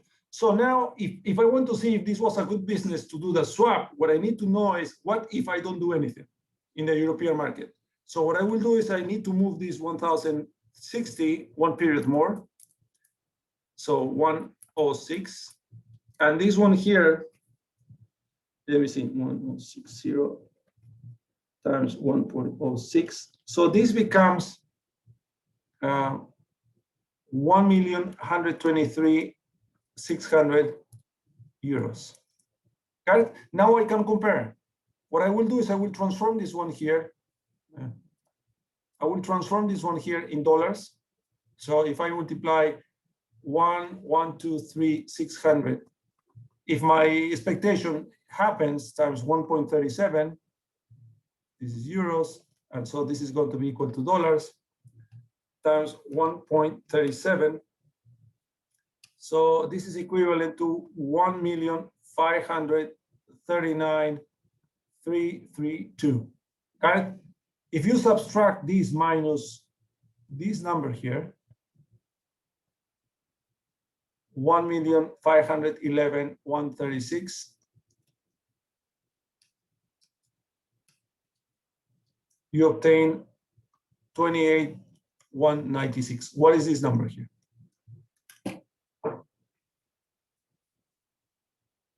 Guys, do you follow? If you keep the loan in euros, you are going to be paying in euros 1,123,600. If you swap the debt to dollars, what you're going to be paying at the end of the second period is 1,511,000. Make sense? So which one do you believe is better? Keep in euros or do the swap? Do the swap. Do the swap, guys, because this is a savings from swap.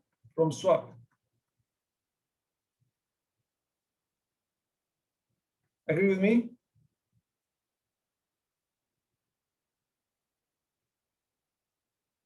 Guys, do you agree? Yes. Perfect. Okay, guys, another question. Always when we talk about finance, guys, we say, what is that? Remember this number here is an expectation, it's an estimated value. Okay, so what is the break even? The break even depreciation rate for period 2. Exchange rate for period 2.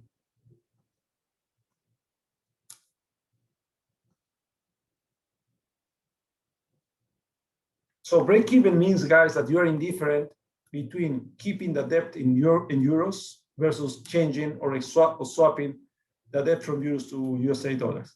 So which is this break even point? So what is the number here that makes you indifferent between America or Europe? 1 minute to complete this.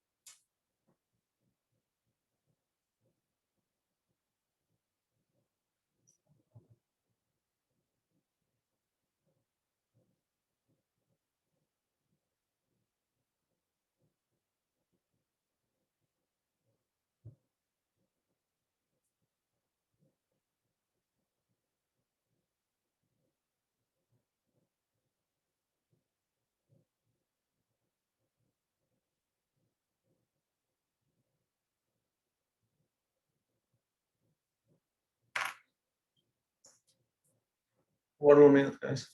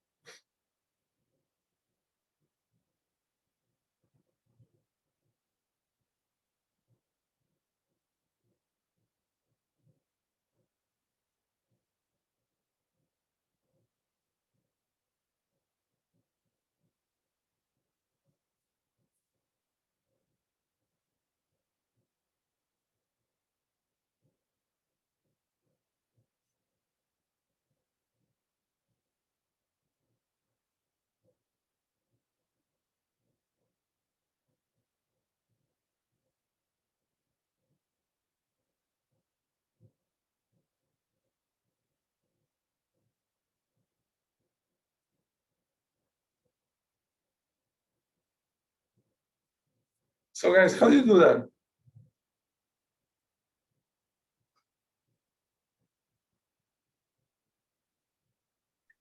I just did the ratio of the last or of the second period dollar amount over Yeah, the second period euro amount. right. So basically, guys, what we have is just take a look to this part here.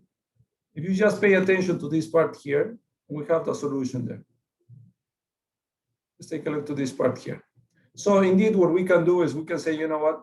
If I have 1,123,600 euros for, I need to multiply this times E0 in order to obtain, as soon as I will be break even, I want to obtain 1511136, correct? Guys? Yeah, this doesn't look, yeah, we'll write this in the correct way. Times E2 should be equal to 1511136. Why I'm writing this? Because I want to be break even. I want to be indifferent. Right? So E2 basically, guys, the break even, let's say break even, is going to be to 136 divided by 1,123,600.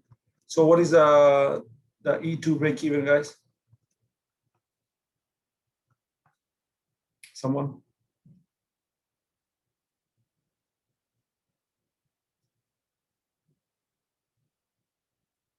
$1.34.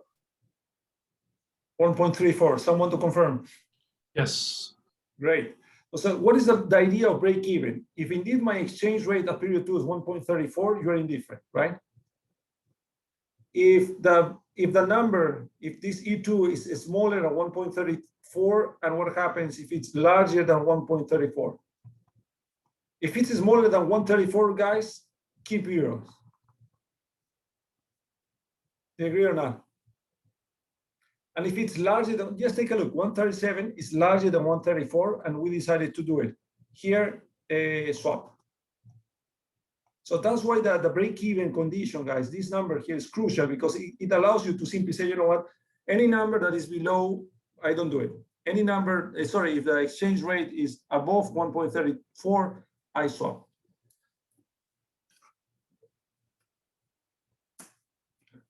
Agree with me? Make sense? Okay. Questions?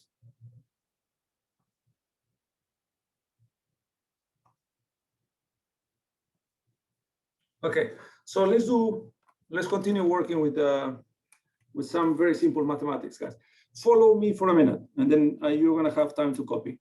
Follow me for a minute. We'll just do this one period. Imagine that I have a debt in euros. Okay, so my final product is going to be my debt in euros plus the interest in euros. Do you agree? Straightforward, simple. If I want to transform this one here, guys, in euros, from euros to dollars, what I need to do is I simply need to multiply this one times E0, so the exchange rate at time 0. So now all this part here is going to be like my debt in dollars, right? Agree? And if I want to transform this one into dollars, I also simply multiply this times my exchange rate at time 1. Now, what is interesting, guys, is that the relationship between the exchange rate at time 1 versus the exchange rate at time 0 is simply exchange rate at time 0 times 1 times the devaluation rate. Right? So basically, what we do here is I replace this is P in euros, 1 plus the interest in euros, that multiplies E1 is E0, 1 plus depreciation rate. And then what is that? So do you agree with me, guys, that now I have this part here is also in dollars? Do you agree with me or not? Yes. Yes. So now if I do the interest rate that I will compute here, if I decide to compute the interest rate, it's going to be the interest rate in dollars, correct? Because this is in dollars and this is in dollars. So if I compute the interest rate, it's going to be in dollars. So if I compute the interest rate in dollars, guys, it's going to be the future value. I will organize this in a different way, times E0, 1 plus interest in Europe, plus 1 plus the depreciation rate, minus this one here, present value, divided by euros P0. So if you simplify here, guys, the interest rate in dollars is going to be PE0 disappear everywhere. It's going to be equal to 1 plus I euros, 1 plus I depreciation rate minus 1. So you have one of the most used formulas in international trade.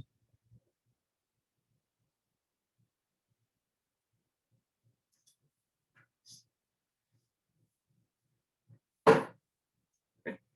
Example. Copy while I write an example.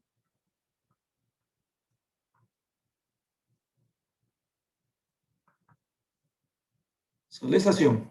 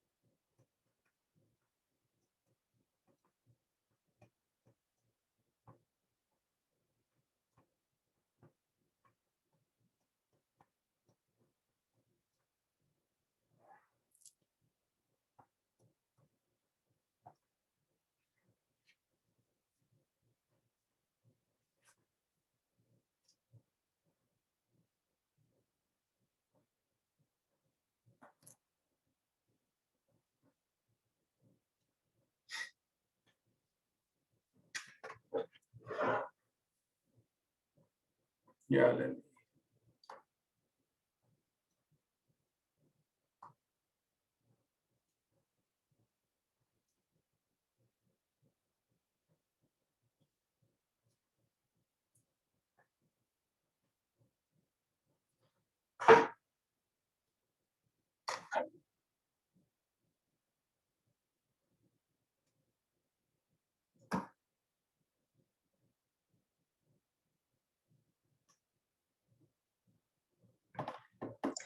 Prof, isn't the period of investment also important here? One period, you mean? This one? Or Yeah, let's assume no. all one period. Okay, Yes. well, Okay, all of them one period. 1 year can be, and normally it's 1 year. And that, what's the other I that's 10%? Is that the euro? What is it? 10%? Wait. You get a 100 million loan in euros. Interest rate in euros is 5.5. Oh, Yeah. depreciation rate 10%. This one. Yeah, is the depreciation of the euro or of the dollar? No, remember it's dollar. So this is depreciation of dollar versus euros. Okay, all right, thank you. Okay. So the $100 million, you need to bring them into America. You need to exchange them into dollars, and then you invest in dollars. And then at the end of the period, you take the dollars, move it in euros again, and get out with your money in euros.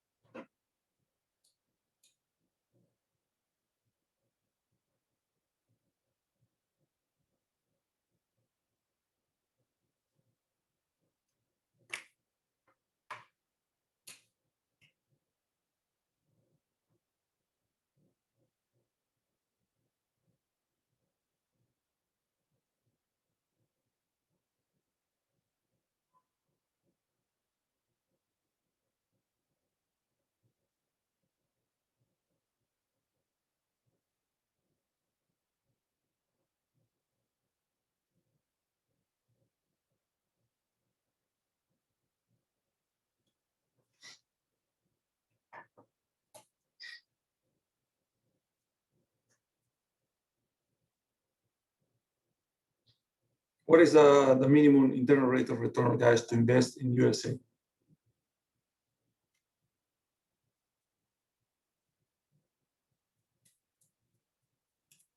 One minute, guys. Come on, it's obvious. The answer is obvious there.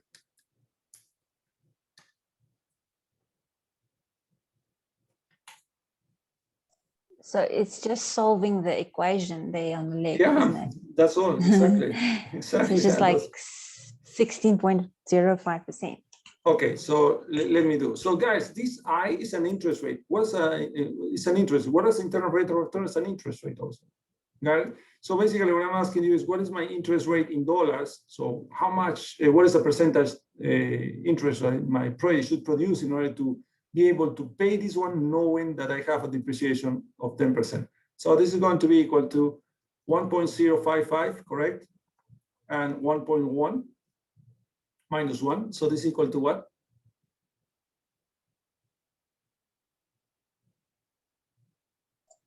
that's 0.1605. So 16.05%. Yeah. So this is, guys, this number represents the minimum you should have, the return that your project should have in order to invest in America. Right? Of course, I've exaggerated about the depreciation rate and the interest rate perhaps is correct, but I exaggerated here. Okay, copy, and I will tell you what is the intuition here. Okay, the intuition is so crucial to understand. You see, we don't care about the 100, but we do the following. So let's assume, guys, the following. Okay, let's assume that at time 0, I do something. I have my 100 euros. Okay, let's assume that at time 0, my exchange rate is 1.30. So if I exchange this one here, I obtain $130. Agree with me? Guys, do you agree? Yeah. Yes. And so the idea is I'm investing in America. So I invest in America, and imagine, guys, that I have a project in USA that produces 10%. Okay, so I invested here in USA and I have a project that produces 10%. So if I do this 10%, so I do 130 times 1.1, so I obtain, oh, what I've done, $143. In 1 year, my 130 become $133. Correct? Now assume, guys, that we have a depreciation rate of 12%. So what is going to be my E1? It's going to be my 1.3 times 1.12. Sorry, 1.10. This number here, depreciation rate. So 1.3 times 1.1. So your new exchange rate now at period 1 is going to be equal to 1.43. Agree? Now, if you want to move your money to Europe, you need to transform, you need to change your exchange your $143 divided by this one here, and then move your money out, correct? Yes. Yeah, you know what? Yes, it's going to be confusing if I say 10%. Well, 10%, 10%. So what I get here is I obtain 100 euros. So this 100 euros is simply 143 divided by 1.43. Okay? So at the end of the day, what I got? Return 0. But how much money do I need here? Guys, when I go back to Europe, I have $100, but how much money do I need to pay? I need to pay, so these euros need to transform into 105.5, yes or no? Because of this. Guys, do you agree with me or not?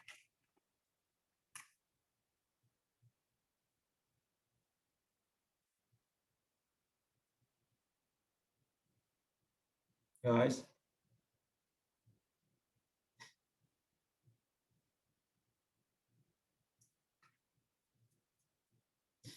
Someone?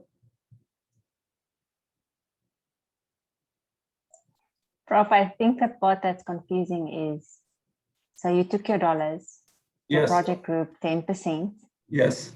and then now you have $143. And at the same time, the exchange rate is now Yes. 1.43. Yes, yeah, it was like, yes, because, yes. And then basically these $143 become again $100, 100 euros, you agree?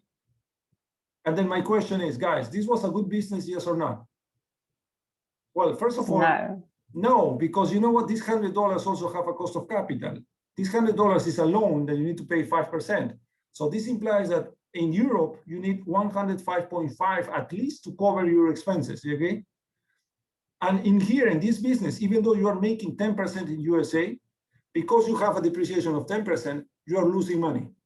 You see? So here, you are losing money.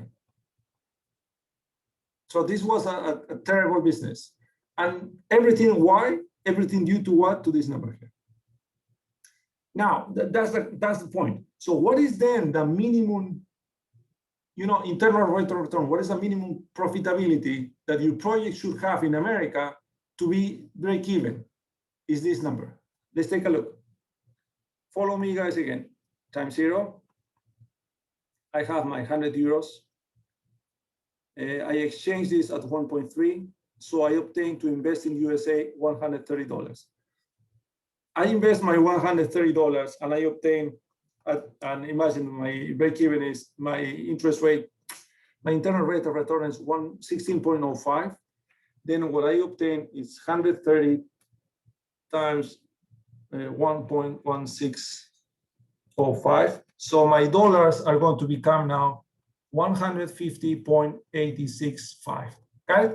My exchange rate is going to be 1.3 times the depreciation rate. So it's going to be 1.43. So this 150 becomes what? So it will become in euros. It will become 130 divided by 1.43 becomes 105.5. You see? And this 105.5, guys, is exactly the same as this number here brought to the future. This is my loan. You see?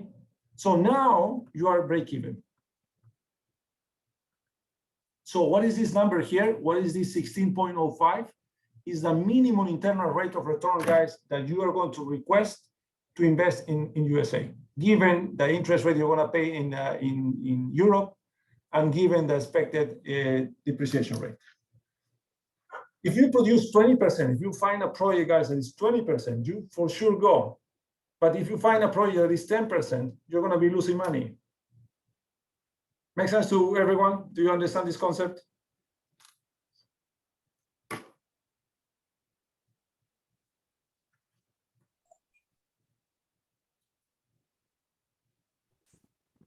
Prof. Yep. So where do we get 1.3, or we just expect? Oh, no. Remember E1. Sorry, let me move it here. E1 is this one here. E1 equals E0. E0 is this 1.3. You see?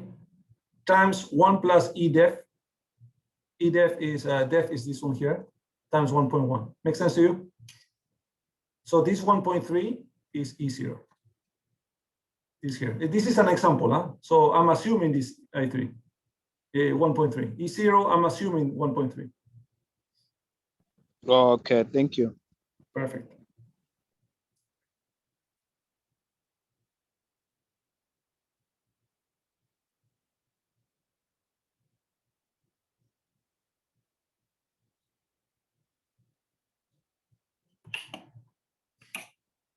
Okay.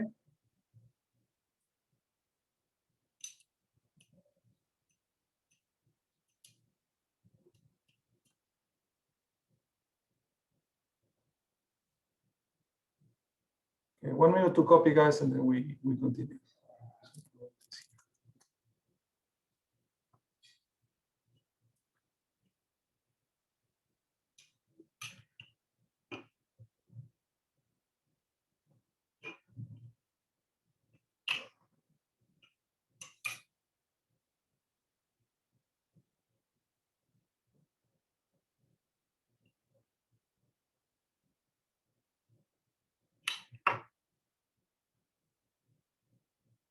Ready? Can I move? Okay, so there is one last thing that we need to know in today's class, guys.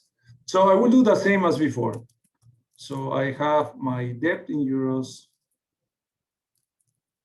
and I have my payment in euros. Okay, then if I want to transform this into dollars, what I do is I simply multiply this times E0 and this times E1, and recall that E1 equals E0, 1 plus ED. Then if I replace this one here, I can see that this is going to be P euros 1 plus E times E0 1 plus ED. Okay. Now the only missing part here in this equation, guys, that is crucial for when you do international investments, is that you need to have this in real terms. So this is nominal terms, right? How do I deflate a cash flow? Remember in the previous when we were computing the net present values for cash flows when we include inflation, we simply take this number and divide by 1 plus pi. Remember that? So when you do this deflating, now your interest rate that you're going to be computing is going to be a real interest rate. Got it? And now what is going to be your real interest rate? So now my interest rate in dollars real, because now I have inflation, it's going to be simply the same. It's going to be P euros times E0, 1 plus E euros, 1 plus I depreciation over 1 plus pi minus PE0, all this one here divided by PE0. Got it? So if I do some algebra here, so this is going to be, I prefer to do this step by step just not to make mistakes. So this is going to be PE0 1 plus I 1 plus I def minus P per times E0 1 plus pi, and all this divided by 1 plus pi that multiplies P per E times E0. And then from here, guys, my interest rate dollars real is going to be, now I can simplify P0 everywhere. It's going to be 1 plus I dollars 1 plus I def minus, yeah, I can do 1 plus pi, all these 1 plus pi. Okay, in general, guys, the formula you want to see is this one here, is 1 plus euros, interest in euros, 1 plus depreciation rate minus 1, all this part here, 1 plus pi. So this is going to be the formula you're going to be always looking.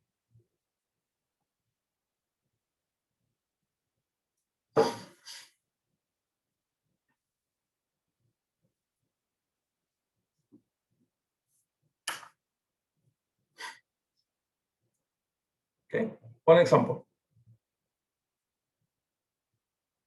Let's assume, again, okay, you are an investor, a European investor that will invest in the USA.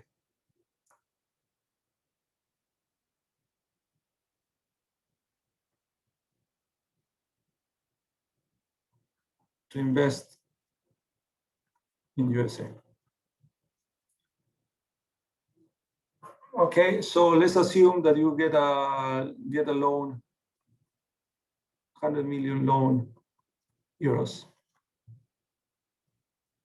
at an interest rate in euros of 5.5%. Let's assume that the depreciation rate equals 10%. And let's assume that the inflation rate is going to be 1%. Question: what is the minimum internal rate of return real to invest in USA?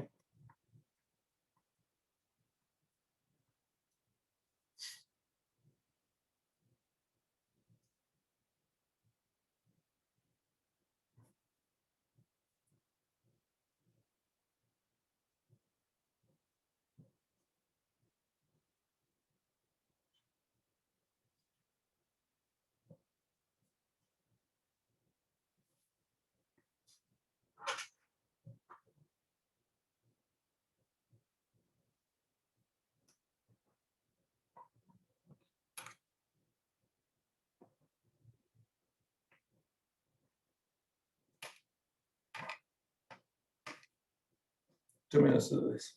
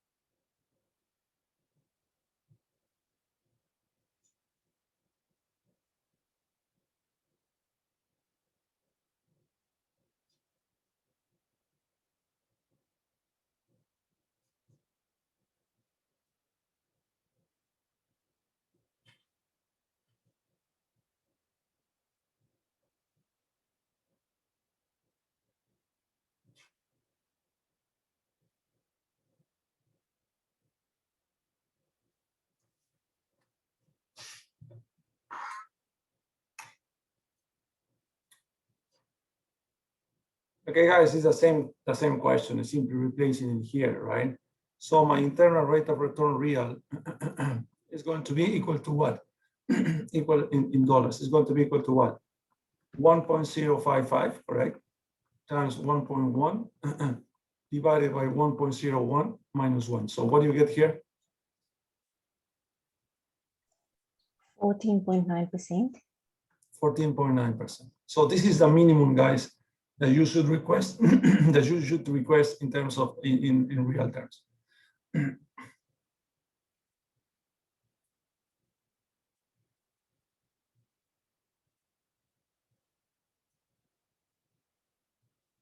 Now, this is one question. So the second question, what is the minimum internal rate of return current? Okay, now it's current to invest in USA.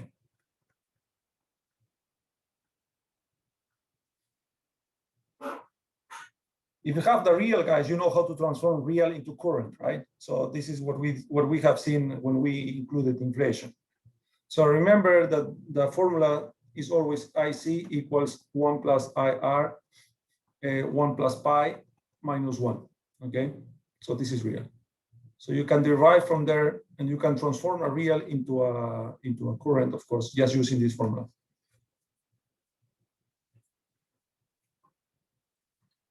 And we'll do this.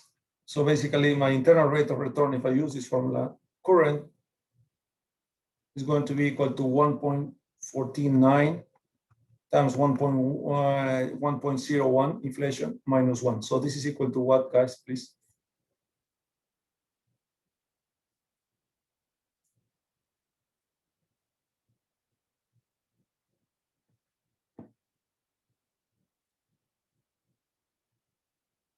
It's 16.05. 0.5%. Someone to confirm? Yes. Confirm. Perfect, guys. Questions? Okay, 1 minute to copy, and we stop here for today, guys. Remember, next Thursday we have half class is going to be continued. We're going to start working on what is next? Bonds. Okay, so half class is going to be bonds, and then the second half is going to be quiz number 2.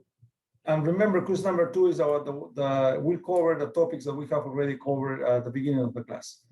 Got it? So, okay, guys, if you are ready to go, we stop here and thank you and see you in a couple of days. Got it? Thank you. See you Could you guys. give me a Take care. second? Could you Yeah, give me a no, second? take your time, take your time, take your time. The ones that are ready, guys, you can leave, and the ones that are copying, please copy. If you have questions, please let me know also. You've already sent us all the material we need to replicate, right? No, I will do that. The only material that we need to replicate is the related Could have sworn you gave us an email saying, give this to me before Thursday. Oh, so I gave you the inflation then. Yeah, but I No, don't that know is the exactly. Oh mortgage. yeah. No, the inflation one I will not request this. It's going to be good for you to do that as a practice, but it will not be requested for the quiz. Okay, I will do that, guys. I will do. Let's say today I'm destroyed already. So tomorrow very early I will send to replicate the inflation part. Right? Inflation part. Yes, but it will not be requested for the quiz. But I suggest you to do that because it will give you a lot of intuition. Yep. Yeah. Okay, guys. You tell me when you are ready. So all the ones that are ready to go, you have copied already. Please, feel free to go, and then we see you on Thursday. Okay.